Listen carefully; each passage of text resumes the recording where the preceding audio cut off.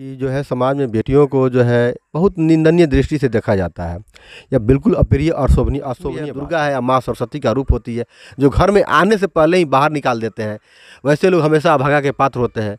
उनके अंदर लक्ष्मी जब नहीं आती सोचते हैं कि बेटियां पराये घर की होती है। ऐसा सोच बिल्कुल अप्रिय बात है, अशोभनीय बात है। बेटा जो होता है वो घर से बाहर कमाने के लिए चला जाता है, लेकिन माँ बेटी हो या तो माँ और बाप की सेवा करती हो या फिर ससुराल में जाकर अपने सास और नमस्कार दोस्तों, मेरा नाम कृष्णा साहू, आप देख रहे हैं कृष्णा ऑलराउंडर न्यूज। अभी हमें मैनाटार चपरिया पंचायत में जो पेक्स अध्यक्ष शेषनाथ साहू जी हैं, इन्होंने जब बेटी जन्म ली है तो गाड़ी को सजा के हॉस्पिटल पहुंचे हैं और बिहार ही नहीं पूरा भारत में नाम रोशन किए हैं। ऐसा व्यक्ति पहला मिला है हमको। बहुत बहुत स्वागत है कृष्णा ऑलराउंडर न्यूज में आपको। हाँ कृष्णा जी, मतलब मेरे मन में पहले से भावना थी कि जो है समाज में बेटियों को जो है बहुत निंदनीय दृष्टि से देखा जाता है या बिल्कुल अप्रिय और अशोभनीय बात है। इस प्रकार के कभी भी ऐसे सोच रखने वाले मनुष्य को ऐसी सोच नहीं रहनी चाहिए। फिर भी जब मेरी बेटी हुई, मैंने पहली बेटी हुई तो कोरोना काल में हुई, मैंने उसका नाम श्रेया गुप्त रखा है। दूसरी बार बेटी हुई तो मैंने उसका नाम श्रेयांशी गुप्त रखा है। मैंने सोचा कि पहली बेटी के साथ मेरी इच्छा थी, लेकिन यह इच्छा मैंने किसी के साथ जाहिर नहीं किया और यह मन ही मन में मैंने दबा के रखा कि जब मेरी सेकंड बेटी हो, दूसरी बेटी होगी तो मैं ऐसा ही उत्सव करूंगा जिससे दुनिया देखेगी। और दोस्तों, हमने लिखा है कि चमत्कार को ही नमस्कार होता है।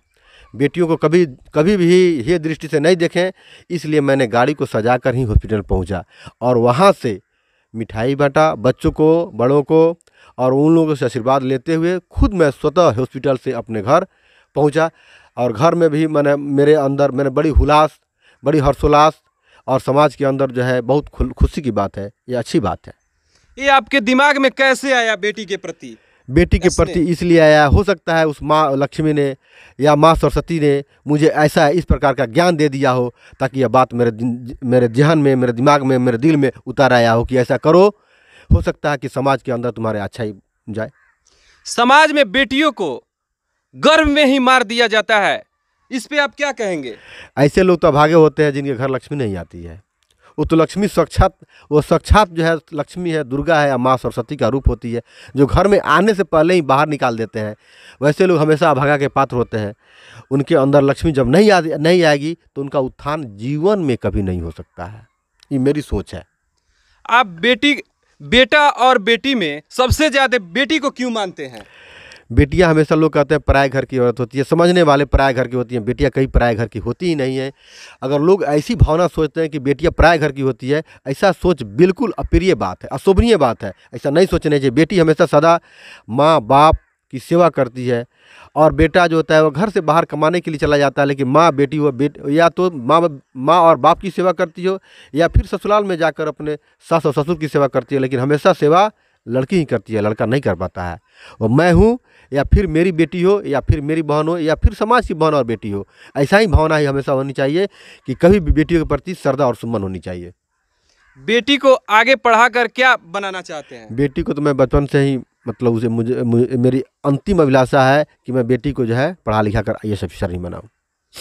बेटी को लोग मार देता है समाज में, इस समाज के लोगों को आप क्या प्रेरणा देंगे? समाज के लोगों से हम यही प्रेरणा देंगे, उनसे करबद्ध प्रार्थना करेंगे कि इस प्रकार की जो है अशोभनीय बात, अप्रिय बात, इस तरह का अपराध जो है वह जघन्य अपराध है। इस तरह का अपराध न करें। बेटियां अपने भाग विधाता होती है, वह खुद समाज में अपने से आती है। इसका निर्माता जो है ऊपर वाला होता है, इसलिए ऊपर वाले के बात को मानिए, समझिए, उसे गर्भ में न मारिए और समाज में उसे आगे आने का प्रोत्साहन दीजिए ताकि बेटियां आगे चलकर वो भी IAS अफसर बनेगी, वो भी देश की प्रधानमंत्री बनेगी, वही देश की कोई डॉक्टर बनेगा, कोई क्या बनेगा इसका आप नहीं जानते, इसका विलोप आप नहीं जानते। वो अपना खुद फॉर्चूनर होती है, अपना भाग विधाता स्वयं होती है।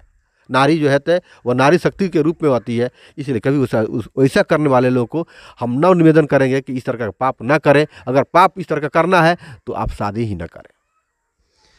बहुत घर में बेटी जब पैदा हो लेती है तो उस पे लोग रोने लगता है, इस पे आप क्या कहेंगे? रोने वाले जब लक्ष्मी को पाकर ही रोते हैं तो अभागे और दुर्भाग्य होते हैं कि लक्ष्मी आने से वो रोते हैं। ऐसा सोच बिल्कुल उनके लिए अशोभनीय और अप्रिय बात है, नहीं सोचनी चाहिए। वही सोचनी चाहिए कि जब लक्ष्मी आ रही है तो मेरे घर की जो है लक्ष्मी है और मेरे दरवाजे की लक्ष्मी है, उस लक्ष्मी को भगाने से पहले रोना यह उनके लिए अप्रिय बात है, ऐसा नहीं होनी चाहिए।